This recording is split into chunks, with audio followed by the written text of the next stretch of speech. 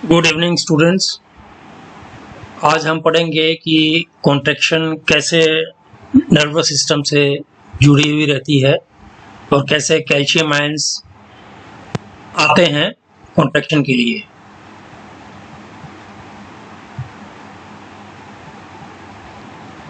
जो nervous system वो के द्वारा जो उत्तेजना होती है, उत्तेजना स्केलेटल मसल कॉन्ट्रैक्शन को प्रेरित करता है, संकुचन को।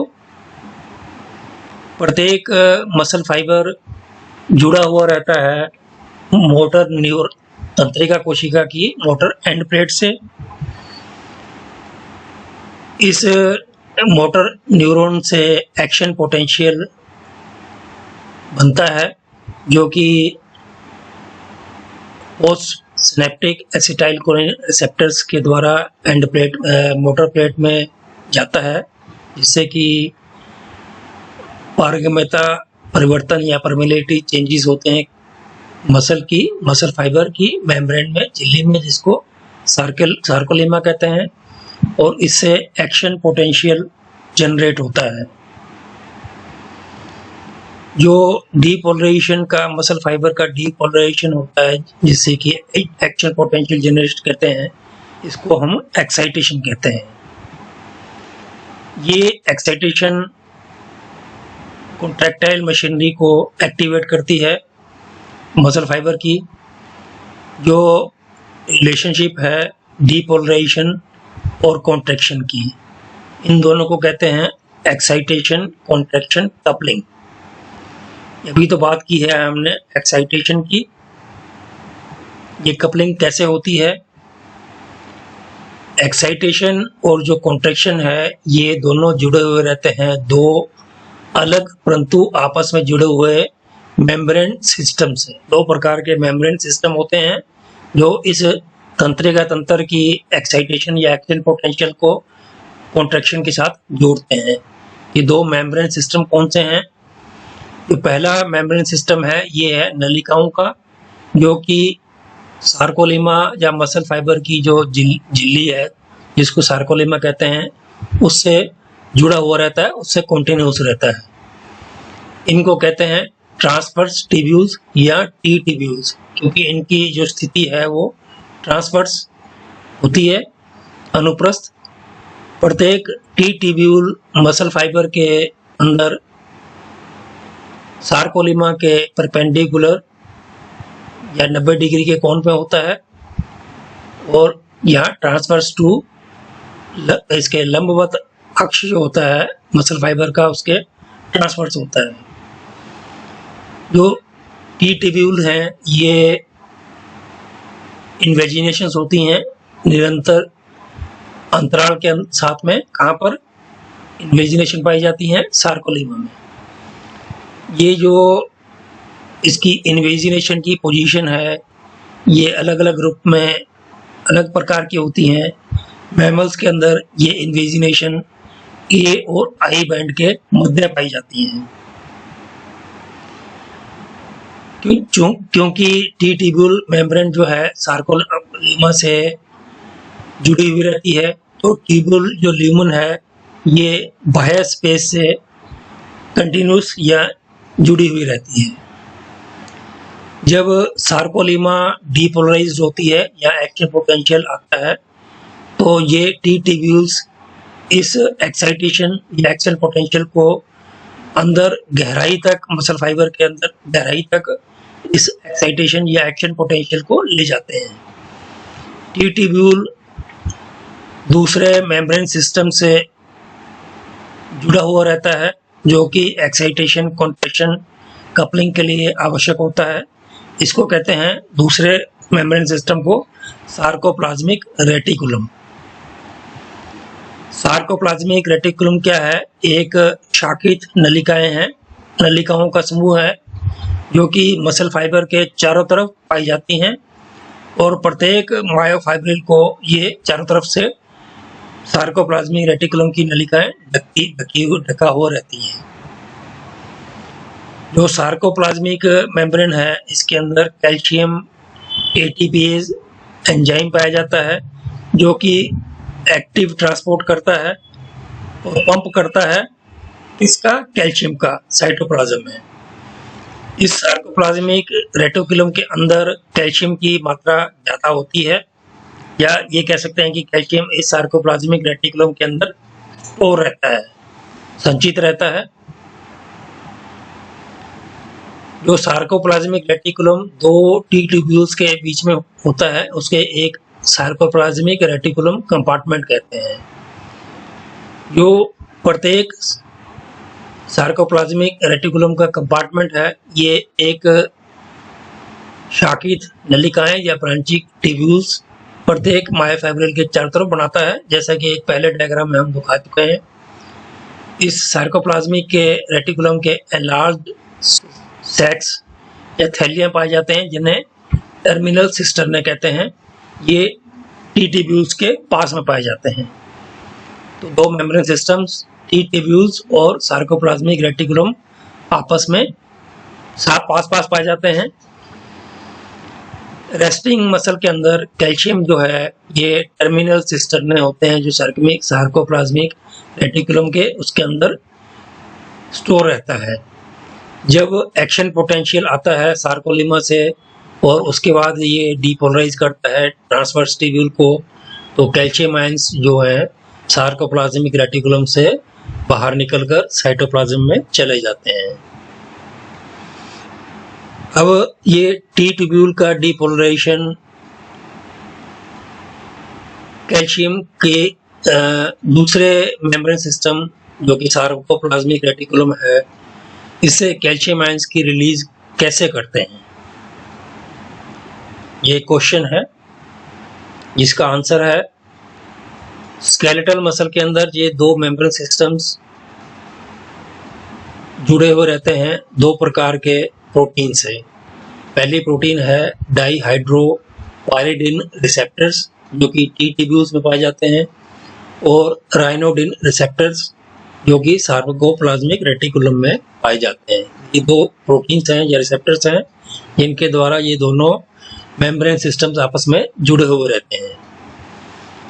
ये दोनों प्रोटीन्स वास्तव में कैल्शियम चैनल्स होती हैं, मतलब इनसे कैल्शियम बाहर जा सकता है या अंदर आ सकता है, और इनका नाम ड्रग्स के ऊपर रखा गया जो कि इन रिसेप्टर से जुड़ती हैं। जैसे डाईहाइड्रोपायरिडिन एक ड्रग है जिस रिसेप्टर से जुड़ती है उसका नाम हमने डाईहाइड्रोपायरिडिन रिसेप्टर रख दिया। जो राइनोडिन रिसेप्टर ड्रग है जिस रिसेप्टर से जुड़ती है उसको राइनोडिन रिसेप्टर रख दिया। जो टी ट्यूब्यूल में जो डाईहाइड्रोपायरिडिन रिसेप्टर और सार्कोप्लाज्मिक रेटिकुलम के राइनोडिन रिसेप्टर ये कैल्शियम चैनल होते हैं स्केलेटल मसल में, जो कि आपस में सीधे तौर पर इंटरैक्ट करते हैं।